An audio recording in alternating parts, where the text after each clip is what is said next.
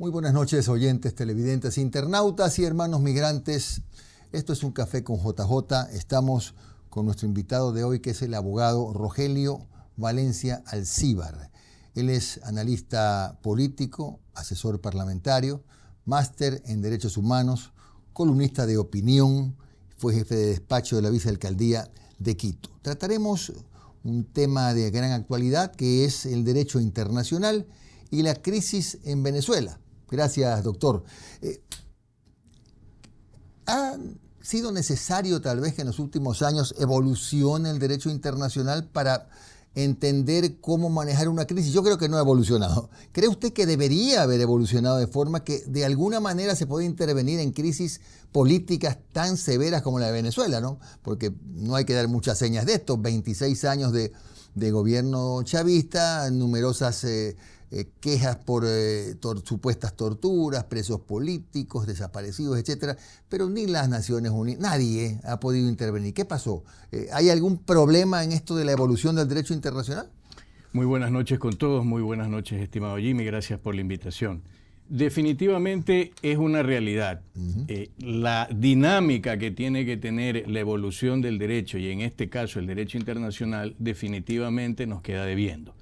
Es una realidad y más que un secreto a voces el hecho de que, por ejemplo, lo que pudimos observar, escuchar y ver en la práctica de procedimiento parlamentario internacional, el 5 de enero, definitivamente en la reunión del Consejo de Seguridad de la ONU, que existe, por supuesto, todo aquello que tiene que ver con un andamiaje y una estructura que hasta el día de hoy, dicho por los mismos embajadores y miembros de este organismo, que definitivamente no cubre necesidades y realidades que de alguna u otra manera terminan siendo, sí, afectaciones a este derecho internacional, claro, pero que en la realidad actual no cubren una circunstancia, y repito esto, respecto al tema que tiene que ver con, ya no pues agresiones de Estado a Estado, sino situaciones de grupos de delincuencia organizada transnacionales que superan lógicamente el hecho del tema propiamente dicho de una soberanía. Entonces, por supuesto, si nosotros hablamos de lo que definitivamente se condena como una agresión, mientras Estados Unidos plantea con claridad meridiana que se trata de una operación militar para efectivamente llevar a cabo lo que era tomar preso, la extracción, sí, exactamente, a alguien que se convirtió en ¿qué cosa? En un prófugo respecto a un tema que de alguna u otra manera para ellos, dentro de la legislación, termina siendo afectación al territorio norteamericano. Por supuesto, la incursión, la acción, termina siendo una afectación en derecho internacional, sí, que no se puede negar y por supuesto todos la han condenado. Pero definitivamente cuando usted encuentra el hecho de poder resolver el problema de fondo, cómo desestructurar una estructura que en 26 años está tan fortalecida, que ni el mismo gobierno de Donald Trump, haciendo la operación militar que se ha hecho, la ha podido destruir completamente. Solamente ha extirpado la cabeza, pero el cuerpo de la serpiente sigue ahí. Claro. Entonces, ¿qué significa esto?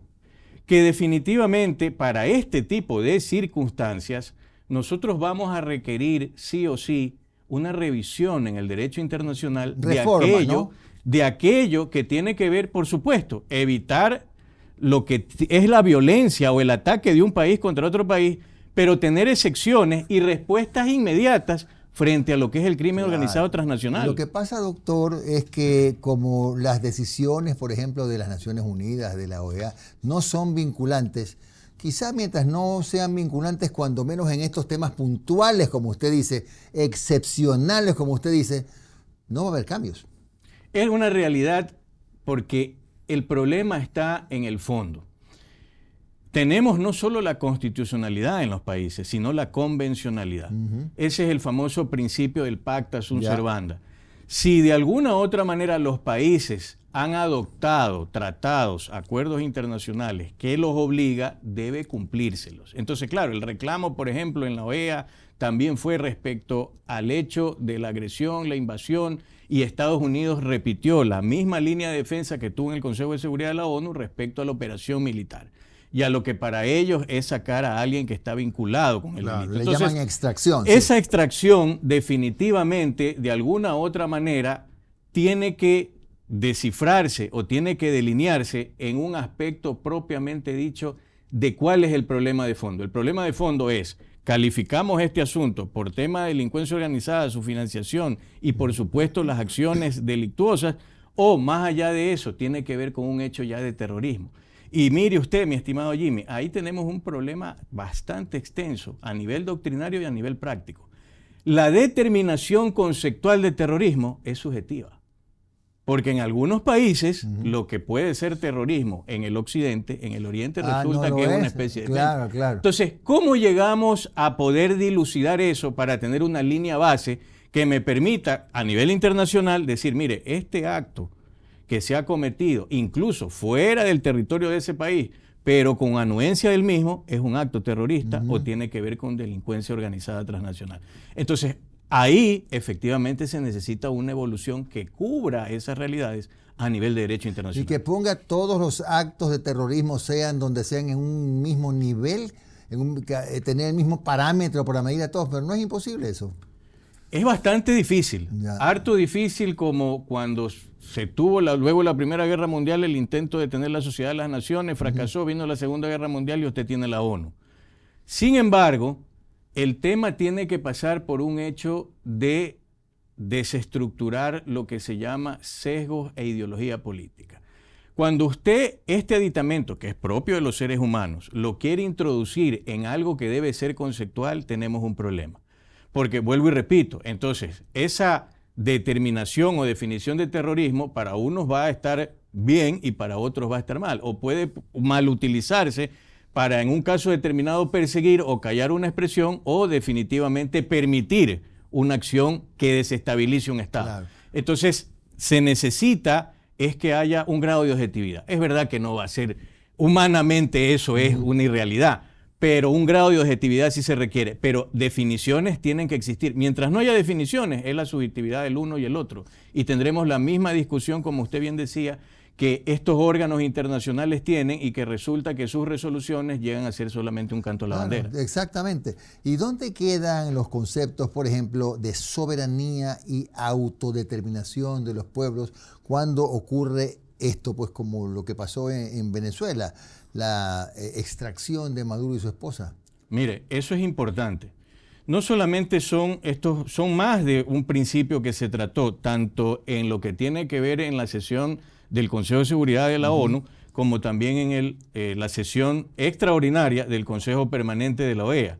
Y esto llegó a dejar claro el hecho de que lo que se condena dentro de esos principios es soberanía, independencia política e integridad territorial, que lógicamente aterriza en derechos humanos y por supuesto en la libre determinación de los pueblos. Ahora, esto es claramente definido porque la soberanía de alguna otra manera no es otra cosa que el poder resolver los propios problemas y las situaciones que un país tiene en su interior con su gente y con sus autoridades. Pero ¿qué sucede? Y yo voy a insistir en esto. La evolución de las circunstancias en nuestros países ya ha entrado en una discusión de quienes son soberanistas y quienes entran al globalismo. Y en esa línea del soberanismo versus el globalismo, usted tiene problemas que incluso muchas veces terminan siendo injerencia de los mismos organismos internacionales. Entonces, mire usted, claro, acá ¿qué es lo que se condena? Una acción que se entiende ni siquiera fue consensuada, porque iba a ser imposible consensuar, con las autoridades, en este caso policiales o militares de Venezuela. Entonces, la acusación es, el grito al cielo es, oiga, vino a Estados Unidos, se nos metió, golpeó la puerta y se llevó al presidente. Hizo la extracción del presidente. Pocas palabras, se metió el vecino, se llevó al marido y se quedó él ahí en la casa con la señora. Entonces, ¿qué pasó? ¿Dónde estamos? Claro, ese es un problema desde ese punto de vista, pero ¿qué pasa si esta persona que entró a defender porque ahí se encontraba una banda de criminales intentando robar y matar a esa familia? Esas son las diferencias que deberían lógicamente llevarse ya a un plano técnico internacional. Y por supuesto, cuando usted ya me dice, oiga, no solamente es eso, pues es la independencia política y la integridad territorial. Veamos un tema que es claro. Estados Unidos entró, hizo la extracción y no se ha quedado.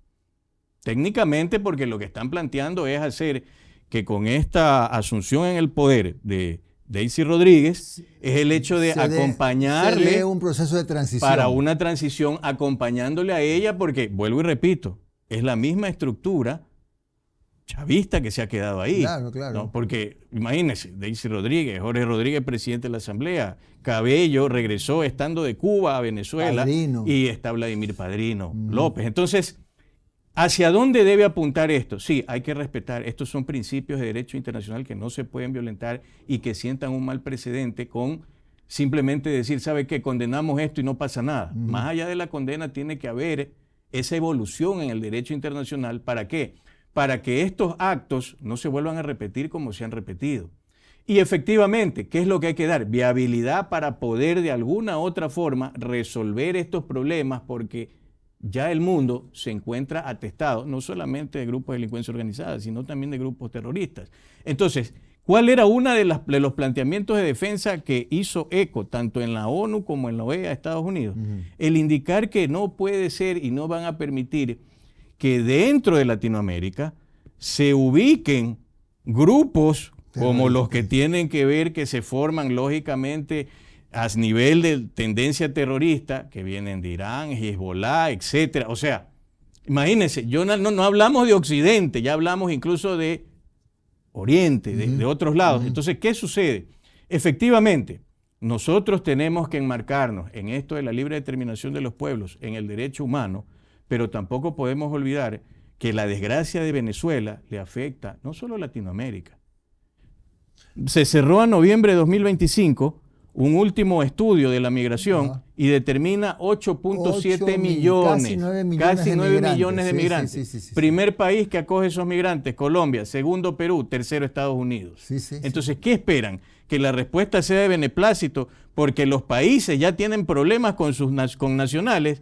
Imagínense usted con la migración. Por supuesto. En el segundo bloque vamos a situarnos en otros escenarios ficticios, ¿no? ¿Qué pasa si es que mañana, por ejemplo, algo no le gusta a los Estados Unidos y quieren extraer a Petro o cualquier presidente? Hay que avanzar un poquito en el análisis y, por supuesto, la situación hoy interna en Venezuela.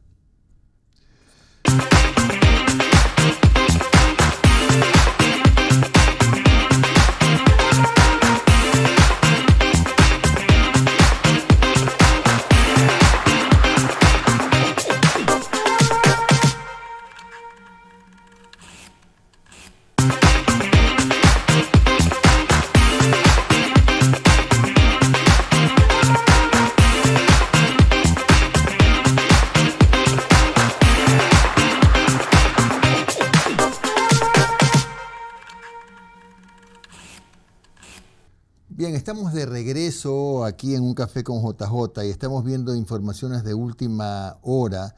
Ya hay presiones de Estados Unidos que le han hecho saber a Daisy Rodríguez que si no coopera con Washington puede ser ella un objetivo, o Cabello más bien. Cabello, si no coopera con Daisy Rodríguez, puede ser un objetivo. Entonces, esto puede ir escalando. Y a propósito de escalar, le pregunto entonces, en el escenario figurado que le hablaba antes del corte, y si mañana quiere extraer a Petro, y si esto tiene un efecto dominó en otros países. El precedente es grave y peligroso.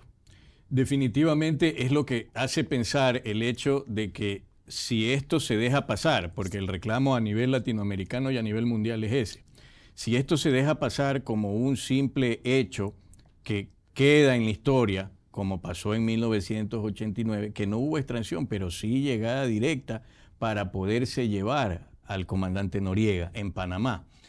Sin embargo, en su momento, a pesar de todo lo que conlleva una operación de ese tipo, porque no es que solamente hay el hecho del aterrizaje, la acción militar, ahí hay muertes, ¿no? Y eso definitivamente es lo que de alguna u otra manera nos deja en la estela el pensar que si esto de alguna u otra forma es así de sencillo, porque el derecho internacional nos sigue quedando en este caso corto para poder actuar con base en aquello respecto a lo que se quiere lograr, definitivamente es un precedente peligroso. Ahora, decía yo también en el corte previo, es una cuestión que yo mantengo muy subjetivamente, y creo definitivamente que en este caso particular es aplicable. ¿Por qué? Había justificación, digamos. Porque resulta, más allá de la justificación, esto me parece consensuado. ¿Por qué consensuado? ¿Consensuado por quién y con quién? Porque definitivamente recordarán ustedes que hubo una reunión de la cual no hay mayor información y detalle entre Trump y Vladimir Putin. En su momento. Luego de esa reunión resulta que inmediatamente Estados Unidos activa toda su fuerza marítima y manda todo aquello, fuerza marítima y aérea, y manda todo aquello cerca de las costas de Venezuela. Y se empezó a tener este roce que lógicamente termina en lo que inició este año. Pero resulta que acá tenemos un tema de fondo. Al parecer, sí, está bien, nosotros hemos escuchado las condenas de Rusia respecto al hecho ya consumado, hemos escuchado las condenas de República Popular China respecto al hecho ya consumado. Pero gracias a Dios no ha pasado una respuesta militar de esos países. Por eso es que usted dice, y tiene razón, doctor Valencia, que parecería que ha habido consenso, porque la respuesta ha sido bastante tibia, muy diplomática, ¿no? Mire usted que en Chile yo tenía la oportunidad de escuchar en un noticiero donde el periodista se rasgaba las vestiduras y gritaba y decía, nos han invadido en una capital de un país de Latinoamérica, y las respuestas son: conversemos, sí, es un hecho condenable, pero lleguemos a un acuerdo para llegar a la transición pacífica. Yo creo particularmente, y vuelvo a repetir, que gracias a Dios no hubo pues una respuesta militar, ni de China ni de Rusia. Y eso es definitivamente, si se quiere, algo que debe permitir no solamente que evolucione, crezca y se desarrolle mejor el derecho internacional, sino que realmente se produzca una transición en Venezuela adecuada. Sí, es verdad que el problema de los venezolanos lo tienen que resolver los venezolanos, pero en el momento que nosotros hablamos de este problema de la migración, también estamos hablando que hay afectación pues de la soberanía en otros países. Oye, ¿y cómo se puede llegar a buen puerto en Venezuela cuando todavía está siendo gobernada por la misma cúpula que rodeaba a Maduro? Porque no podemos inventar la pólvora, es verdad, se ve. Ya hay pugnas internas entre Cabello y Delcy Rodríguez, ya se ve presencia de Cabello, de padrino, estimulando a la gente para que no se rinda, que Venezuela está gobernada por los venezolanos. Lo mismo ha dicho Delcy Rodríguez. Y mientras tanto tienen 2, 3 millones en no sé cuántos de estos milicianos, militantes, beneficiarios del Estado, que están allí en la calle y al tronar de los dedos están en la calle. ¿Cómo se puede hacer una transición ordenada? Definitivamente va a ser un proceso harto difícil y bastante largo. Son 26 años que tiene ese régimen. Y entiendo yo que la acción de incluso Donald Trump es prudente en ese sentido. Porque está bien, imagínese usted si le daba paso al tema de sentar ahí, no tanto a María Corina Machado, sino a Edmundo González. Sí. Pero, ¿quién quita si la estructura sigue siendo la misma, que incluso la vida de él corría riesgo en el mismo momento de estar sentado? Claro, entonces, eso no tiene mayor sentido, porque incluso lo mismo que le está pasando a la estructura del gobierno que viene desde la línea de Chávez, le pasa pues a la oposición venezolana y está fracturada. Entonces, mientras esta polarización que tiene el país de Venezuela, o la República Bolivariana de Venezuela, no se resuelva, va a ser complejo y sí necesita acompañamiento. Ojo, no solamente los Estados Unidos, necesita acompañamiento de todos los países que de alguna u otra manera puedan tener ese acercamiento. Yo particularmente creo que, por ejemplo, Colombia, que tiene mayor cercanía, debería estar apoyando la posibilidad de esa transición. Está bien, estamos en contra de la acción. ¿Apoyar en qué forma, doctor? Apoyar en el hecho de que lo que hicieron en Venezuela en julio del 2024 no vuelva a suceder jamás. Es decir, esas elecciones mañosas, correcto, quede claro y, por ejemplo, diáfano en este momento que Delcy Rodríguez asume el poder, para la comunidad internacional quede claro y quede diáfano quién mismo ganó. Si a voces de todo el mundo, realmente lo que se considera es que Edmundo González es el presidente de Venezuela. Independientemente que haya tenido oposición, porque eso, por ejemplo, demuestra que hubo un temor y un terror, no solamente de Maduro, sino de toda la estructura, de no dejar el poder porque seguramente hay algo que esconder. Porque tranquilamente se pudieron haber quedado en la oposición. ¿No pasó eso en Argentina? ¿No perdieron los Kirchner y después volvieron al poder? Entonces, ¿qué es lo que sucede? Básicamente ahí se denota que lo que se buscaba era enquistarse. Y recordemos la frase famosa del Oracto: el poder corrompe, el poder absoluto corrompe absolutamente. Claro. ¿Y qué es lo que usted tiene ahora? Gente que no quiere aflojar las riendas, porque seguramente, más allá de lo que hay que esconder, también hay intereses a los cuales responder. Y ese es el problema de fondo. Ahora, hay un tema que no se ha abordado generalmente. ¿Cuál? Venezuela no solamente es rica en petróleo. Ah, no, tiene minerales como el oro, las tierras raras, la plata. Sí, señor. Y de eso, parece mentira, de eso la encargada en ese gobierno era Delcy Rodríguez. Vamos a ver cómo se maneja eso y probablemente por ahí es la línea de negociación con Estados Unidos. Es decir, el tema económico sí cuenta, sí por pesa supuesto, de todas maneras, ¿no? Porque recuerde usted que hablamos del famoso tema de los petrodólares. Y sí, está bien. El tema del petróleo es lo que es la cabeza porque con eso se conoce a Venezuela. Pero lo otro es de alto interés internacional. Y en ese interés internacional no solo está Estados Unidos. Está China, Rusia, encabezando la lista. De hecho, ya hay 25 países que han mostrado su interés en invertir en Venezuela en temas de petróleo, minas, etcétera. Imagínense, y estando ahí ya hace rato Irán, la misma Rusia, mismo China. Entonces, el tema es que Venezuela no debe ser una carne que prácticamente se parte en 1000 pedazos. No, tiene que ser el país resuelto un problema de fondo por la gravedad de la situación humanitaria y por un régimen que ha sido un régimen que prácticamente ha complicado la vida de los venezolanos. Las pocas personas con las que he tenido la oportunidad de conversar de Venezuela, que incluso creyendo en la línea de Chávez, lo que siempre me dijeron y me han dicho es que lo de Maduro es impresentable. Para los propios ciudadanos venezolanos que creyeron en ese régimen, para ellos la llegada de Maduro y compañía destrozó prácticamente lo que se ha hubo un antes y un después. Doctor, yo creo que también efectivamente, estoy convencido que ha sido una jugada estratégica de los Estados Unidos, ¿no? Porque no solamente ya empieza a manejar el tema petrolero, que es importantísimo, sino que también de carambola le va dando a Cuba, porque sin el petróleo de Venezuela no se sabe, 100.000 barriles diarios. Por supuesto. Nadie sabe qué va a pasar con Cuba, que hoy está viviendo una de las etapas más tristes por la miseria en la que está su pueblo. Y ahora, entonces sí hay un rebote estratégicamente importante en la región. Evidentemente, la operación militar, como ellos lo califican desde Estados Unidos, no es otra cosa que un golpe de autoridad. Ese golpe de autoridad que normalmente se da de una forma brusca y violenta. Que esa es la parte condenable y que no vamos a aceptar porque definitivamente es una situación que afecta no solamente al tema del derecho internacional, sino a estos conceptos que hemos desmenuzado. Pero ese golpe de autoridad tiene un sentido. Normalmente para poder usted de alguna u otra manera desequilibrar y tratar de debilitar estructuras que son violentas, lastimosamente, si ya no alcanza todo aquello que fueron ofertas anteriores.